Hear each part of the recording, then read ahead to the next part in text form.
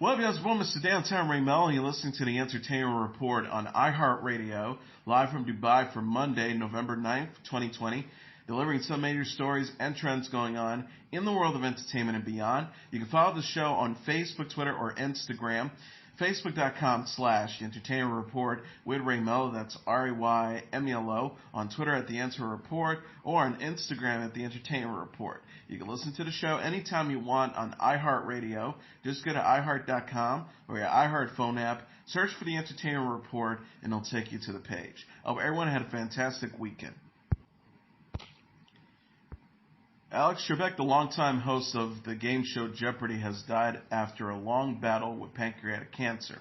The TV game show announced Sunday he was 80. The Jeopardy Twitter feed said Jeopardy is saddened to share that Alex Trebek passed away peacefully at his home early this morning, surrounded by family and friends. Thank you, Alex. Tony Vicinquira, the chairman and CEO of Sony Pictures Entertainment, said in a statement, "Today we lost a legend and a beloved member of the Sony Pictures family. For 37 amazing years, Alex was that comforting voice, that moment of escape and entertainment at the end of a long, hard day for millions of people around the world. He was the heart and soul of Jeopardy, and he will be deeply missed by everyone who made him part of their lives. Our hearts go out to Gene, Matthew, Emily, and Nikki." The Canadian-born star announced in March 2019 that he had been diagnosed with stage 4 cancer. Trebek said at the time, "With the love and support of my family and friends, and with the help of your prayers also, I plan to beat the low survival rate statistics for this disease." He underwent chemotherapy and was in near remission, but the disease surged again and he underwent further treatment. Trebek, who earned a philosophy degree from the University of Ottawa, hosted Jeopardy from 1984 until earlier this year, filming episodes during the coronavirus pandemic. He won 5 Daytime Emmy Awards for Outstanding Game Show Host for his work. Trebek's career also includes stints presiding over Music Hop, The Wizards of Oz, Double Dare, High Rollers, Battlestars, Classic Concentration, and To Tell the Truth. Trebek was 80. This weekend's edition of Saturday Night Live opened with Jim Carrey and Maya Rudolph as President-elect Joe Biden and Vice President Kamala Harris delivering their acceptance speeches after a contentious election. The show aired just a few hours after the real Biden and Harris spoke publicly Saturday evening in Delaware. Carrey, as Biden says, "We did it. Can you believe it? I honestly kind of can't because it has been so long since something good happened. We kept edging closer and closer. It was like having sex with Sting, but what a release, man. I never felt so alive, which is ironic because I'm not that alive." He went on by saying, "I'm going to be a president for all Americans, whether you are from a liberal state like California or a conservative state like Oklahoma or a cracked out hot mess like Florida, I will be your president." Rudolph as Harris then joined him at the podium. She says, "I am humbled and honored to be the first female, the first black, the first Indian American, the first biracial vice president, and if any of that terrifies you, then I don't give a funt." She joked, calling back to an earlier SNL joke in which she described herself as a fun aunt or funt. She also meant, Harris said, "Also, my husband will be the first second gentleman, and he's Jewish, so between us, we check more boxes than a disqualified ballot. And to all the little black and brown girls watching right now, I want to say this. The reason your mom is laughing so much tonight is because she is drunk, and the reason she is crying is because she is drunk. Your mom is going to switch from laughing to crying to dancing pretty much all night." Biden then said they didn't want to gloat over their victory, but Harris replied, "Well, just a tiny bit." Alec Baldwin returned to play outgoing President Donald Trump, who insisted he won and is fighting for the results to be overturned as he is in real life. He then mournfully played the piano and sang Macho Man by the Village People. Trump said, "This isn't goodbye, America. I'm just going to say, see you in court." Biden then declared Trump a loser, and both he and Harris made the letter L sign with their fingers and put them on their foreheads. The sketch already has gotten more than 1.7 million views on YouTube. And a related story, comedian Dave Chappelle guest hosted Saturday Night Live hours after Joe Biden won the U.S. presidential election. Chappelle smoked through his 16-minute NSFW monologue, which addressed race, crime, and politics. He wondered what his great-grandfather, who was born a South Carolina slave, would think of his success, and offered serious words of advice to his fellow Americans going forward after years of division. Chappelle says, "I would implore anyone celebrating today to remember it's good to be a humble winner." He added, "Remember when I was here 4 years ago? Remember how bad that felt? Remember that half of the country still feels that way. Please remember that. Remember, for the first time in America, the life expectancy of white people is dropping because of heroin, because of suicide." He also added, "All these white people out there that feel that anguish, that pain, they're mad because they think nobody cares, and maybe they don't. Let me tell you something. I know how that feels. I promise you, I know how that feels. Here's the difference between me and you. You guys hate each other for that, and I don't hate anybody. I just hate that feeling. That's what I fight through. That's what I suggest you fight through. You've got to find a way to live for your life. You've got to find a way to forgive each other. You've got to find a way to find joy in your existence in spite of that feeling." The clip has already got 1.5 million views on YouTube since it was posted. Film star Johnny Depp is exiting Warner Bros. Fantastic Beasts film franchise. The 57-year-old actor said Friday on Instagram that he was asked to resign from the series. Depp played Gilbert Grindelwald in Fantastic Beasts and Where to Find Them in 2016 and Fantastic Beasts: The Crimes of Grindelwald 2018. He was to reprise the role in a third film. Depp's exit comes days after the actor lost his libel case against The Sun. The British tabloid published a story in 2018 that called Depp a wife-beater and alleged he was abusive to his ex-wife, actress Amber Heard. A UK judge ruled Monday that The Sun's use of the phrase was justified and the paper's allegations were, quote, substantially true. Depp addressed the ruling in a statement about Fantastic Beasts. He said, "Firstly, I'd like to thank everybody who has gifted me with their support and loyalty. I've been humbled and moved by your many messages of love and concern, particularly over the last few days. Secondly, I wish to let you know that has been asked to resign by Warner Bros. For my role of Grindelwald in Fantastic Beasts, and I have respected and agreed to that request." Depp says he plans to appeal the court's ruling in his libel case. The actor said, "The surreal judgment of the court in the UK will not change my fight to tell the truth, and I confirm that I plan to appeal." He concluded by saying, "My resolve remains strong, and I intend to prove that the allegations against me are false.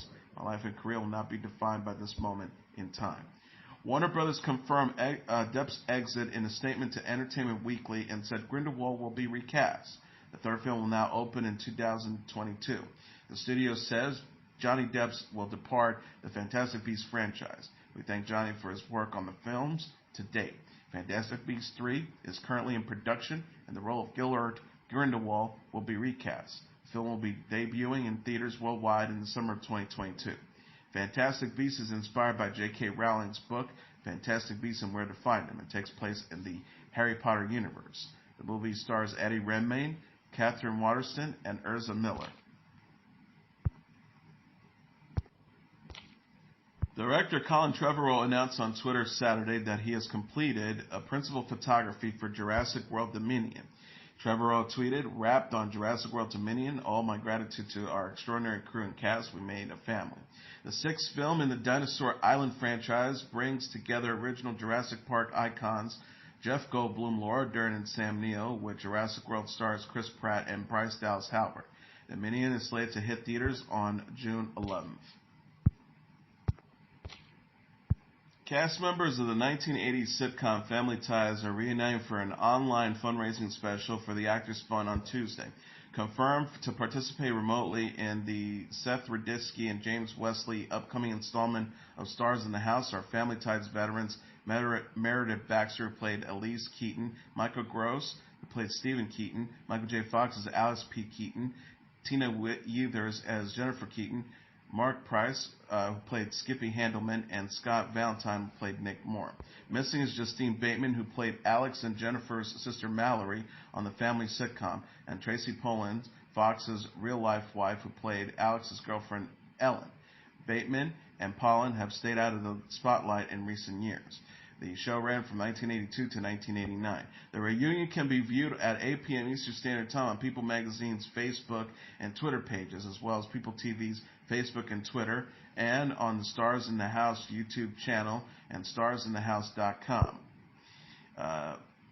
Brodesky and Wesley said in a press release, "We're so thankful that our audiences continue to generously donate to thestarsinthehouse.com, which goes directly to the Actors Fund, helping anyone in the artistic community with essential needs like financial support to buy groceries, pay rent, and pay doctors' bills.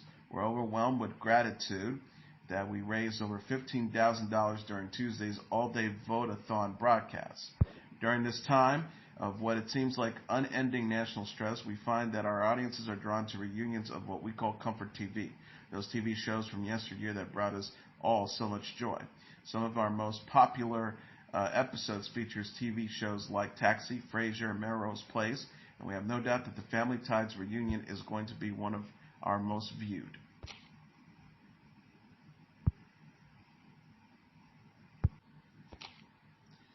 Dancing with the Stars pro Gleb Savchenko and his wife, So You Think You Could Dance choreographer Elena Samodanova announced they're ending their 14-year marriage. Savchenko said in a statement to Us Weekly on Friday, "It is with a heavy heart that I tell you my wife and I are parting ways after 14 years of marriage. We still intend to co-parent our wonderful children together, who we love so dearly, and we will strive to continue to be the best parents that we can to them. We ask that you respect our family's needs for privacy and healing during this time." Savchenko and Samodanova are parents to daughters Olivia 10 and Zlata 3. Samodanova told People.com, "After 14 years of marriage and multiple affairs, I've decided enough is enough. Gleb and I have created a family and multiple businesses together, but apparently it wasn't enough to keep our marriage strong." She added, "Gleb's ongoing infidelity and a recent inappropriate relationship has created turmoil in our marriage and absolutely torn our family apart." Savchenko and Selling Sunset star Chappelle Stoggs were eliminated from Dancing with the Stars earlier this week. Stoggs took to Instagram stories on Friday to emphasize she and her dance partner are only friends, contrary to online rumors claiming that they are romantically involved. She said, according to E! News, "It is unfortunate that this has caused rumors to swirl about my personal life. Having gone through a public split myself, I would not wish this on anyone. As you can imagine, the countless hours of training and dance rehearsals have created a strong supportive friendship, but nothing more. I wish nothing but the best for both Gleb and Elena during this unfortunate time." Stars separated from This Is Us actor Justin Hartley in 2019. Today, weather anchor and co-host Al Roker says he has prostate cancer. The 66-year-old television personality announced on the show Friday that he was diagnosed with prostate cancer in September. Roker learned after a routine checkup that he had elevated levels of prostate antigen in his blood. He then had an MRI and a biopsy, which confirmed his diagnosis. Roker says it's a good news, bad news kind of thing. Good news is we caught it early.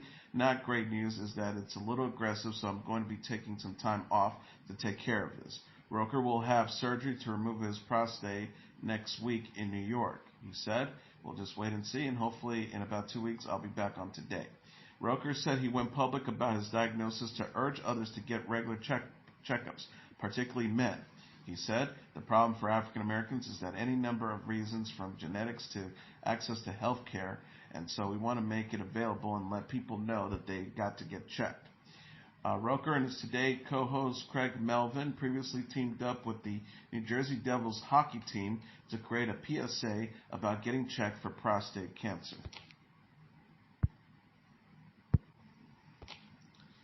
And finally, country music star Luke Combs' What You See Is What You Get is the #1 album in the United States this week. Coming in #2 on the Billboard 200 charts today at Saturday is Bruce Springsteen's Letter to You, followed by Pop Smoke's Shoot for the Stars, Aim for the Moon at #3, Ty Dolla $ign's featuring Ty Dolla $ign at #4, and Justice WRLD's Legends Never Die at #5. Rounding out the top tier are 21 Savage and Metro Boomin's Savage Mode at 2 at #6, Little Baby's My Turn at #7, the Hamilton Soundtrack at #8, Machine Gun Kelly's Ticket to My Downfall at #9, and Harry Styles' Fine Line at #10. And that is the Entertainment Report for Monday, November 9th, 2020. I'm your host, Mr. Downtown Ring Melo. I'll be back tomorrow to deliver some major stories and trends going on in the world of entertainment and beyond. You can follow the show on Facebook, Twitter, or Instagram. Facebook.com/The Entertainment Report with Ray Melo. That's REYMELO. On Twitter at The Enter Report, or on Instagram at The Entertainment Report. You can listen to this episode or any previous episodes of The Entertainment Report anytime you want on iHeartRadio. Just go to iHeart.com or your iHeart phone app. Search for The Entertainment Report, and it'll take you to the page. Good night, and God bless you all.